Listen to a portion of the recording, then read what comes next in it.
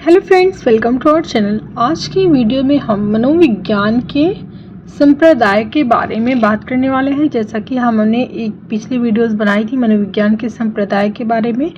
आज हम part 2 start करने वाले हैं, जिसमें हमने थ्री टॉपिक क्लियर किया था। जैसे कि हमारा पहला टॉपिक था संरचनावाद, और सेकेंड टॉपिक था प्रकार्यवाद, और थर्ड टॉपिक हमारा था व्यवहारवाद। तो संरचनावाद, प्रकार्यवाद और व्यवहारवाद के बारे में हमने पिछली वीडियोस में पढ़ा था। मैं आपको इसका लिंक डिस्क्रिप्शन बॉक्स में शेयर कर दूंगी, और मैं आपसे कुछ क्वेश्चन करने वाली हूँ। देखती हूँ आपको इसका आंसर पता है। अगर आपको आंसर पता होगा तो आप कमेंट बॉक्स में जल्दी से जाके मुझे रिप्लाई करिएगा और आंसर ज़रूर बताइएगा। पहला क्वेश्चन हमारा है कि संरचनावाद के प्रतिपादक कौन है। दूसरा क्वेश्चन हमारा है प्रकार्यवाद के प्रतिपादक कौन है। थर्ड क्वेश्चन मेरा है व्यवहारवाद के प्रतिपादक कौन है। चौथा क्वेश्चन मेरा ये है कि व्यवहारवाद के मनोवैज्ञानिकों के नाम बताइए। अगर आपको पता है तो ज़रूर कमेंट बॉक्स में जाके मुझे ज़रूर से बताइएगा कि व्यवहारवाद के मनोवैज्ञानिकों का नाम, और पावलोव ने अपना प्रयोग किस पर किया था, और थॉर्नडाइक के सिद्धांत कौन कौन से हैं, और थॉर्नडाइक ने अपना प्रयोग किस पर किया। हल्का सिद्धांत और टॉलमैन का सिद्धांत ज़रूर मुझे बताइएगा कि क्या है। आज की वीडियो हम शुरू करते हैं, जिसमें हमारा फोर्थ टॉपिक है मनोविश्लेषणवाद। इसके प्रतिपादक हैं देखिए सिगमंड फ्रॉइड, और ये एक मनोचिकित्सक हैं। देखिए यह संप्रदाय मन को अस्त्रों में, यानी कि मन को अस्त्रों में बांटकर उसके अध्ययन पर बल देता है।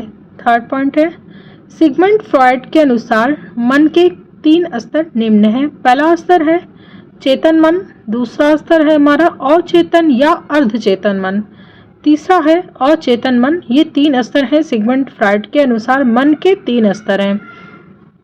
ठीक है, यहाँ पे क्लियर होता है कि मन के 3 स्तर होते हैं फ्रॉइड के अनुसार। पहला है चेतन मन, दूसरा अचेतन, तीसरा अचेतन मन। अब देखिए सिगमंड फ्रॉइड के अनुसार मन जो है वो समुद्र में तैरते हुए हिमखंड के समान है। समुद्र में तैरते हुए हिमखंड के समान है, जिसका ज्यादातर भाग क्या है, डूबा हुआ रहता है। मनुष्य के व्यवहार को सबसे ज्यादा अचेतन मन प्रभावित करता है। मनुष्य के व्यवहार को सबसे ज्यादा क्या प्रभावित करता है, अचेतन मन प्रभावित करता है।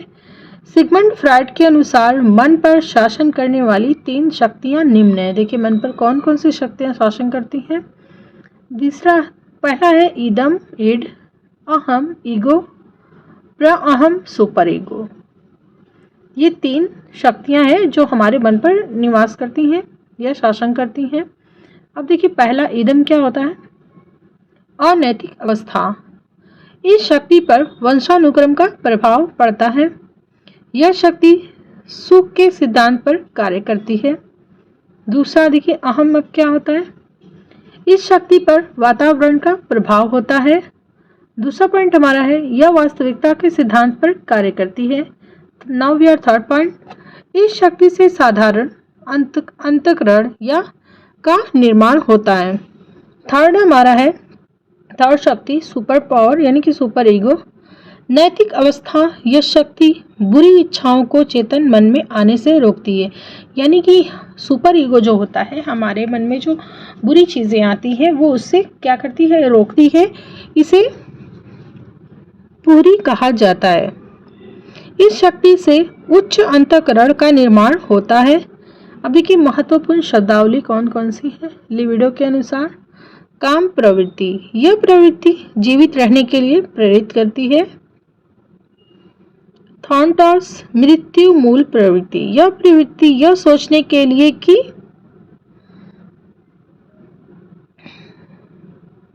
मरने के बाद क्या होगा। थॉर्नटॉस जो होती है ना, थॉर्नटॉस देखिए यहाँ पे मृत्यु मूल प्रवृत्ति, यह प्रवृत्ति जो है ये प्रेरित करती है सोचने के लिए कि मरने के बाद क्या होता है। ये अधिकांश लोग ये सोचते हैं कि मरने के बाद क्या होता है। तो ये कौन सी प्रवृत्ति के अनुसार होता है, मृत्यु मूल प्रवृत्ति, यानी कि थॉर्नटॉस। अन्य प्रमुख मनोवैज्ञानिक देखिए कार्ल जंग और एडलर। अब देखिए कार्ल जंग के अनुसार क्या क्या है। व्यक्तित्व के प्रकार के प्रतिपादक अंतर्मुखी, बहिर्मुखी, उभयमुखी, ये व्यक्तित्व के प्रकार के प्रतिपादक हैं और इन्होंने 3 टाइप्स दी, अंतर्मुखी, बहिर्मुखी और उभयमुखी।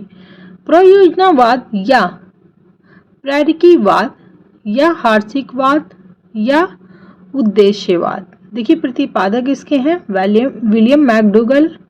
यह संप्रदाय व्यवहार की व्याख्या मनुष्य के उद्देश्य के आधार पर करता है।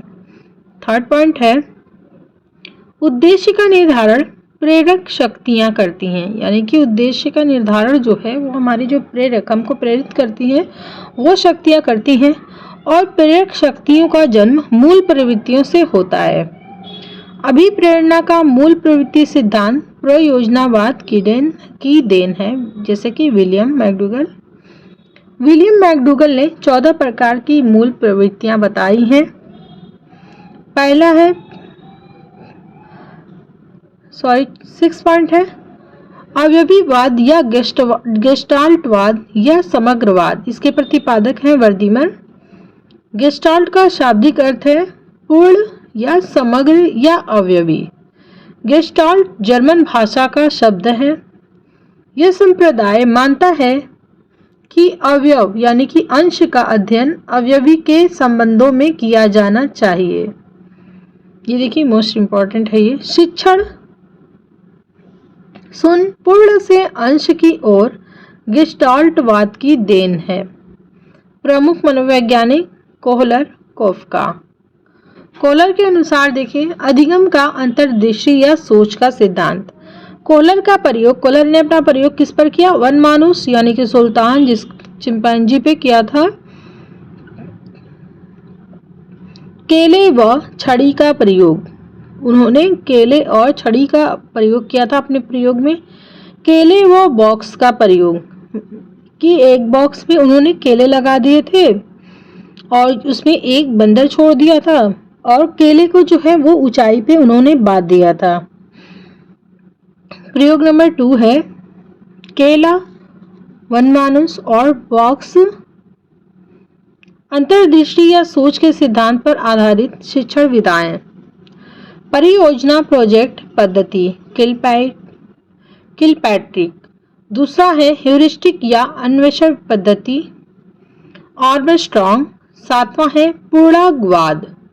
यह संप्रदाय व्यक्ति को एक संपूर्ण इकाई मानकर व्यवहार के अध्ययन पर बल देता है। सेकेंड पॉइंट है प्रमुख मनोवैज्ञानिक इसके कौन कौन से?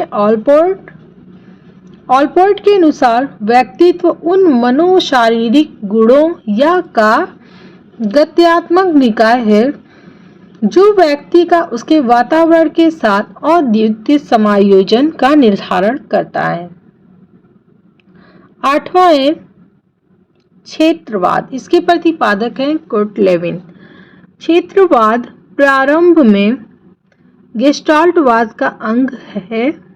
कुर्ट लेविन ने क्षेत्र सिद्धांत या सदिश विज्ञान सिद्धांत या तल रूप सिद्धांत। कुर्ट लेविन के सिद्धांत में 3 महत्वपूर्ण घटक हैं। पहला है कर्षण शक्ति, दूसरा है सदिश शक्ति और तीसरा है गतिशीलता। देखिए आवश्यकताएं होती हैं तो फिर क्षमताएं हमारी बढ़ती हैं। आकर्षण होता है और कर्षण शक्ति के द्वारा हम अपने लक्ष्य को प्राप्त करते हैं। जैसे कि देखिए आप गतिशील हुए हैं किसके लिए? टेट के लिए। और जब तक आप गतिशील नहीं होंगे तो आप अपने लक्ष्य की प्राप्ति नहीं कर पाएंगे और लक्ष्य के प्राप्त करना आप उससे बहुत ज़्यादा आपको सीख प्राप्त होगी ना। तो इस तरह से मैंने ग्राफ बना के आपको समझाया है कि आपका माध्यम जो है वो है टेट पास करना या जो भी एग्ज़ाम को पास करना है। तो आप उसके लिए क्या हो? गतिशील हो, अपने लक्ष्य को पाने के लिए करके सीखते हो और कुछ पाते हो।